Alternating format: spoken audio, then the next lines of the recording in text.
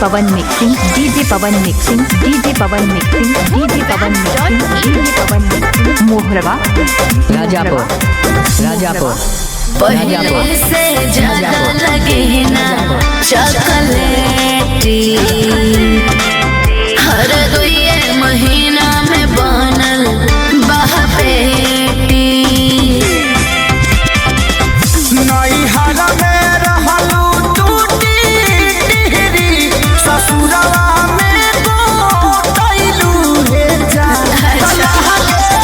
सैये के बेलल रोटी खइलू हे जान। डीजे पवन मिक्सिंग, डीजे पवन मिक्सिंग, डीजे पवन मिक्सिंग, डीजे पवन मिक्सिंग, डीजे पवन मिक्सिंग,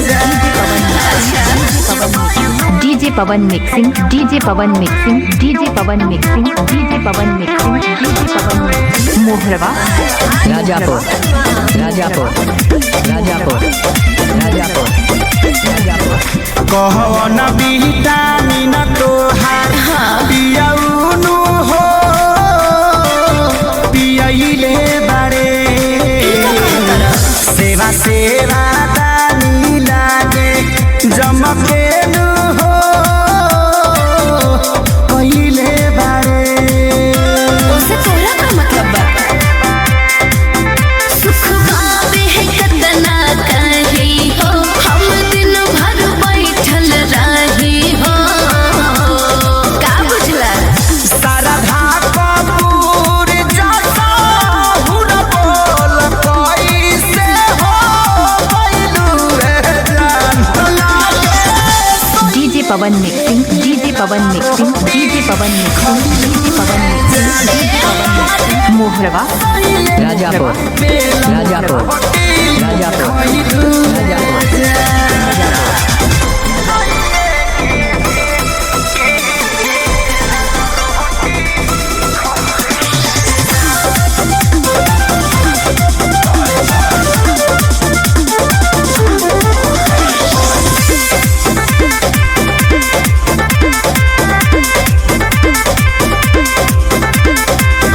गुलु गुलु गाल दुनु भइल बा हो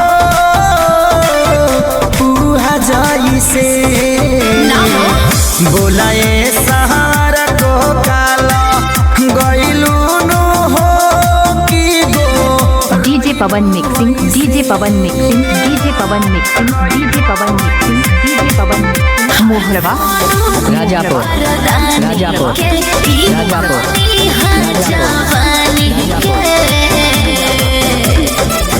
समझे विशाल आँखे सारी के लागे तू भूलैलू रे जान। सैये के बेलल रोटी खइलू रे जान। सैये के बेलल रोटी खइलू रे जान। Download from dhoonweb.in।